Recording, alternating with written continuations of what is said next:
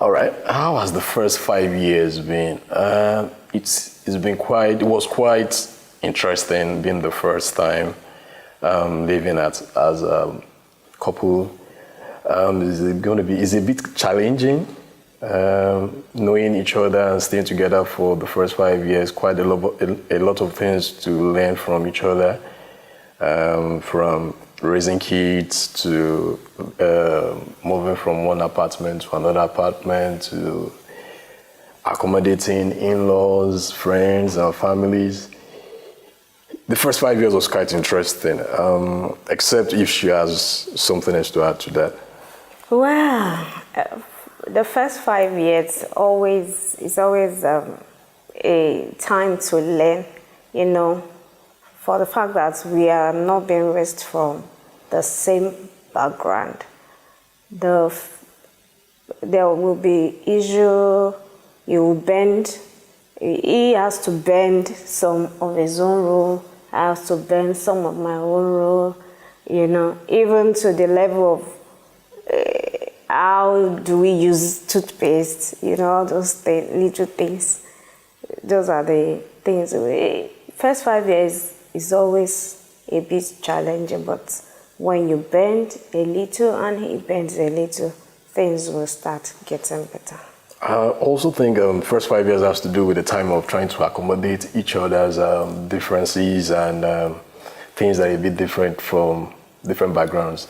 The first 5 years seems to be more of the learning part to understand each other's character, each other's view to different things in life generally.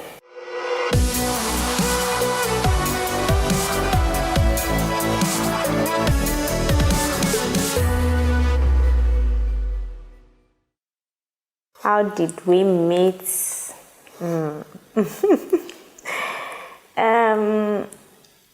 In my workplace, he works with the maintenance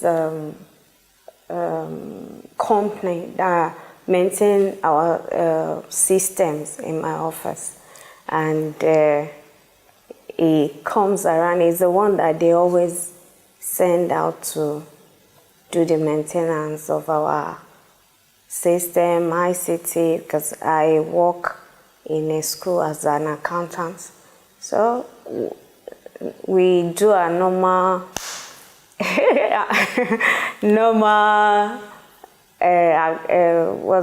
clients to service giver, and we became friends. I'm a kind of quiet person, but I think he talks a bit, so he was the one that, I remember that I was eating in my office, and so he said, "Oh, can I have out of what you are eating?" I said, "Okay, fine, you can take out of it," and I think that was the way we met, and we became friends. From there, the story continues. Yes, that is quite true.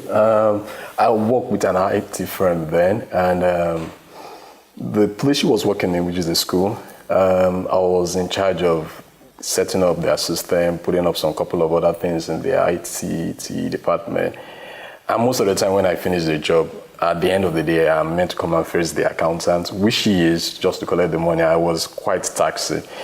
And part of the things I learned from my job is that, look, this customer relationship, you just have to be close with them, try to interact with them. But something was quite interesting there, but how was that the interaction seems to actually went a bit further.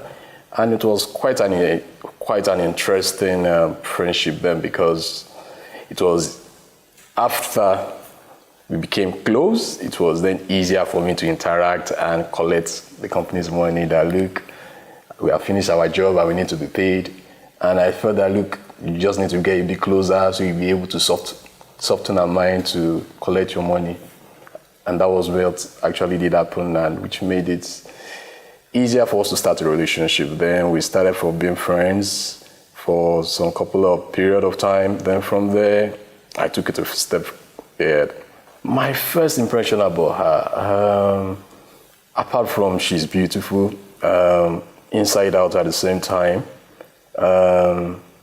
she's quite intelligent, and she's the quiet kind of a person that all what you just have to do is try to interact, and interacting with an intelligent person actually will take you to some extent of getting to know the person better.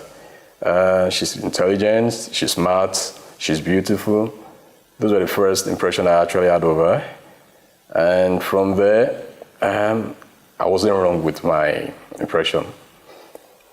My first impression about him is jovial. He plays a lot. Then he's intelligent. Then he takes his work very, how will I say it? He works with all his might. Then he's the kind of person that you think he can provide solutions to most of the things you want. He's a walking map, dictionary, whatever you want to find out, you get the answer from him. And then whatever you ask him, he's always ready to answer you. Then another thing that interests me about him is I learned that at that time, he was the one working, and he was sponsoring himself in school. So those are the things that makes me know that, a man that though the parents are still alive, then he still took it upon himself to work, and at the same time still going to school. So those are the things that give me a good impression about him. How has having children affected our sex life?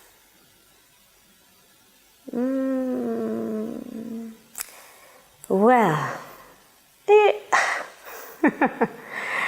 the kind of person I am, I got married as a virgin. So even having sex for the second year wasn't so cool, you know. I don't really know, maybe because I don't know much about it. I don't really enjoy it. Well, after children, I think I'm getting to know more. It hasn't really affected it negatively. It's just maybe some tiredness sometimes after taking care of the children, but it hasn't really affected it negatively. I would say there have been no negative impact on it really. Children are actually a blessing from God, and in this part of the world, if you are married, the next thing people expect you to do is have kids. So definitely, if you're going to be having kids, then you should be ready to have responsibility. And as the man of the house, the responsibility of children, of the family as a whole, just have to be taken upon myself. So there has never been any negative part to it, really. It has been more of a positive part, really. How did I find out our ring size? When we were dating, from there we got, it was after a period of time I proposed to her. The proposal wasn't on a big level kind of a thing, but after then, we made it easier just to get the ring. Just had to go somewhere and size up different rings that I can actually fit into her finger. So it wasn't really something that was hidden or private. I just had to take her along to let her know, look, this is my mind, this is what I actually have on mind. And we went to a store, pick up a ring from there, and that was it. The biggest challenge we faced so far in marriage was when we got married and it was going to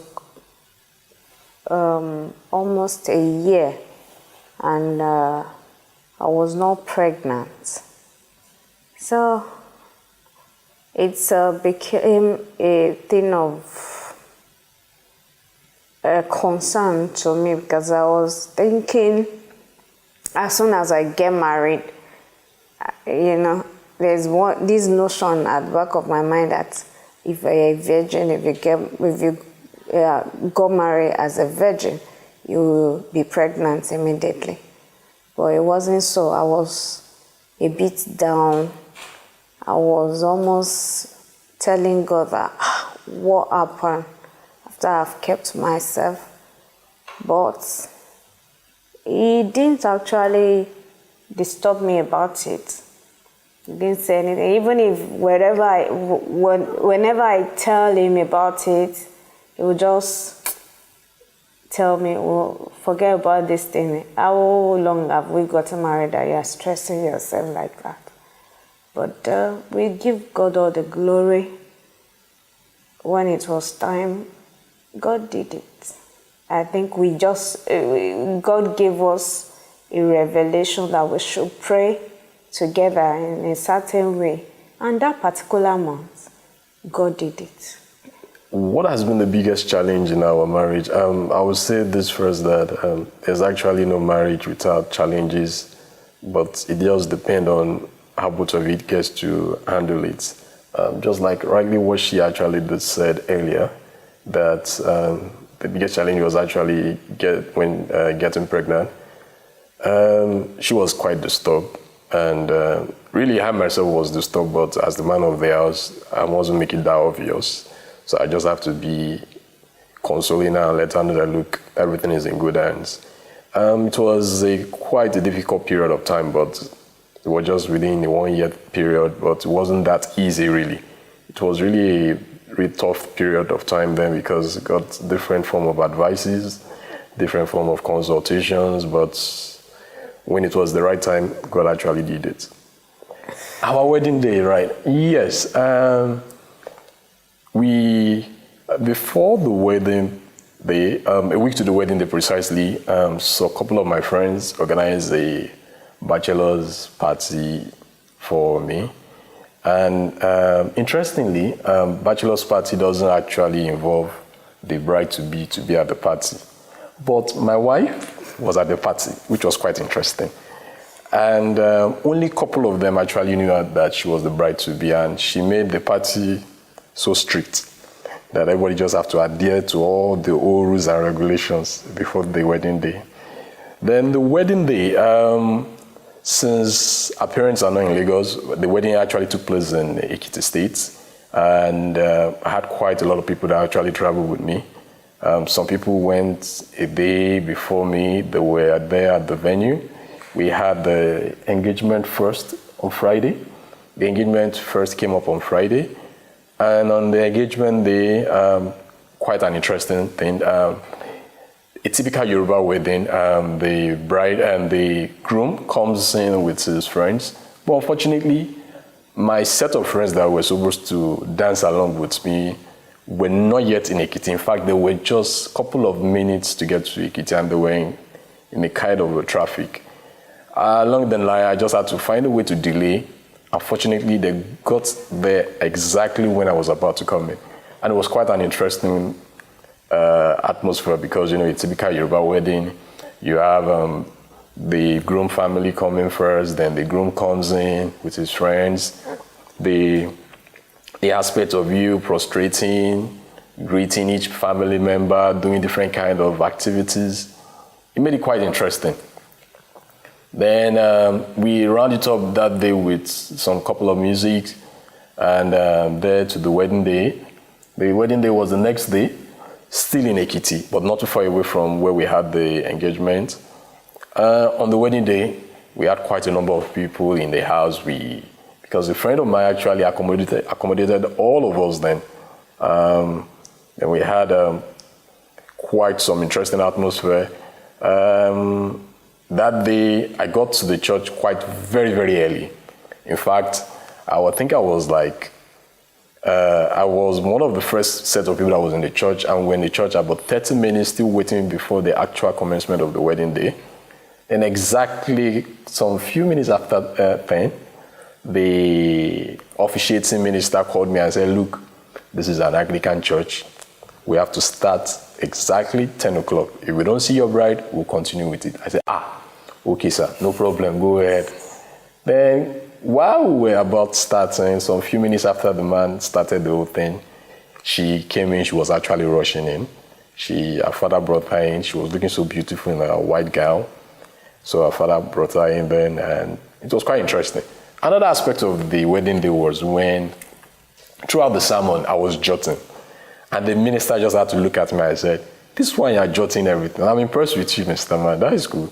For you to be jotting down everything I've been saying. I said, yes, thank you, sir, no problem. He said, yes, but don't just jot it for today's purpose. Make sure you're always going through everything you have written down. They say, yeah, very well, sir. Then after the wedding, we had the engagement and the entertainment. The entertainment was not too far from the church premises. And we stepped in, danced. It was quite an interesting day. A lot of details that cannot actually be explained. Details from after the wedding to where we went to next. Do you have any other thing else to add? Well, you said almost everything. It was a good day. No stress. It was perfect. The part I loved most was when the choristers from my former church came in and they handed over the mic to me because I sing. So I sang on my wedding day with the choristers. I so enjoyed it. And every day, whenever I see that picture, I always appreciate it. Yeah.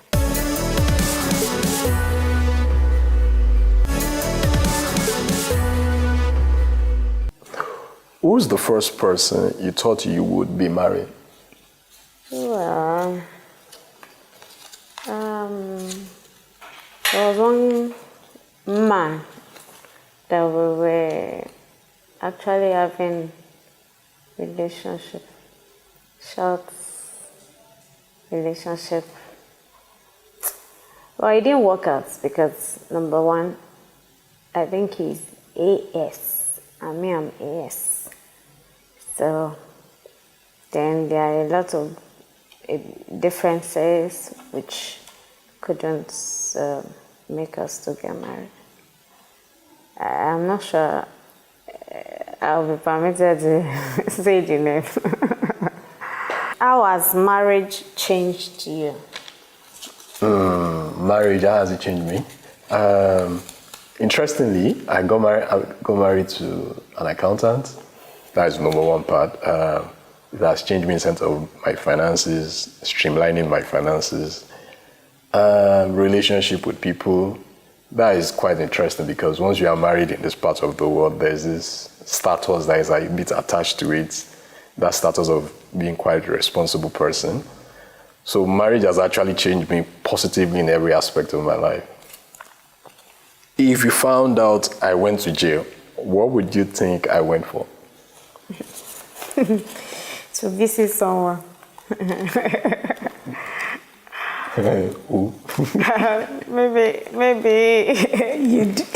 you went there for evangelism. That's it.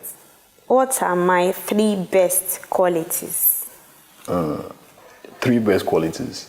First of all, intelligence, smart, and let me also say God-fearing. Yes, that should be your 3 best qualities. What can I do for you to divorce me?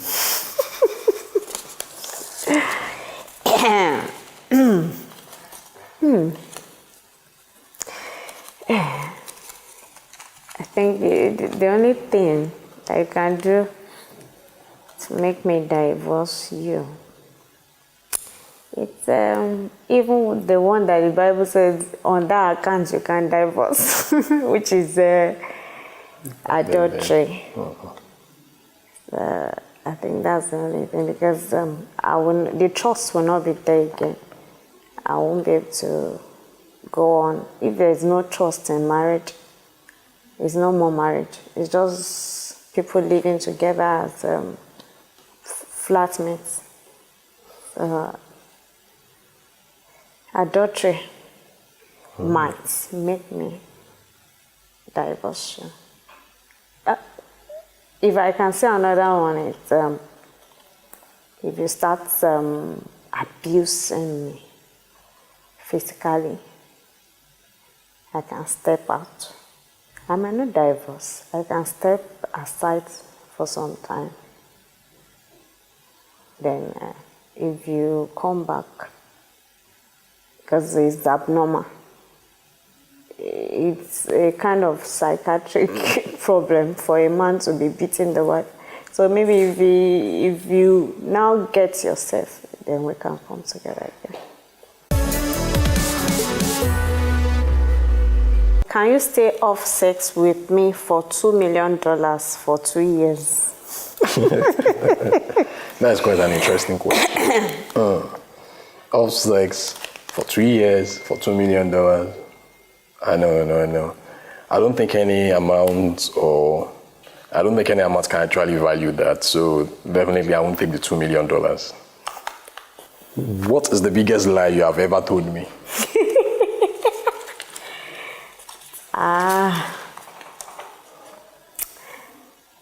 I don't want to say too much because I don't tell lie. Even my children knows it. I will tell them, you know I hate lies. They almost turned me into Wilberforce. So, I don't think so. I don't think so. I can't even think it. I'm straightforward. Would you quit your job to save our marriage? That's quite interesting. Interestingly, I'm actually on my own. If for the fact that the quitting of my job is going to save the marriage, then definitely I just have to quit, because I know I can actually work out some other ways to survive. So if it's to quit because of my job to save the marriage, yes, I'll go ahead to do that. If Wedding Channel Africa sponsored your honeymoon, where would you go? Maybe Dubai.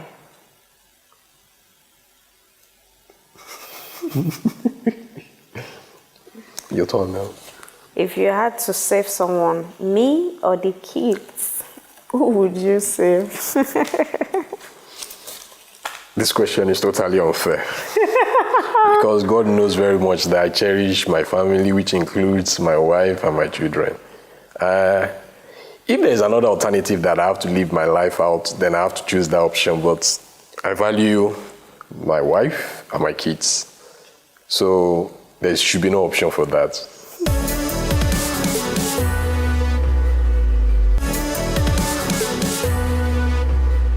So my husband, Ayodele Ibiyemis, Adefinroye, I love you. As I always call you my sweet. I have never regretted I married you, and I will always love you. This year will make it 10 years that we got married, and I just want my wife to know this, that I've cherished every moment that we have spent together from the day we got married, with the kids, with our kids. It has just been a very interesting journey. And I pray that we actually move more years in this journey in life. I appreciate every form of your being able to tolerate my negative parts, your being able to take care of the family, make the house a home. I cherish every moment I've actually spent with you, and the more of the years I will be spending with you, because my prayer is always going to be more blissful years with us together. And this is just for you to also know one thing, that I love you from the bottom of my heart and forevermore.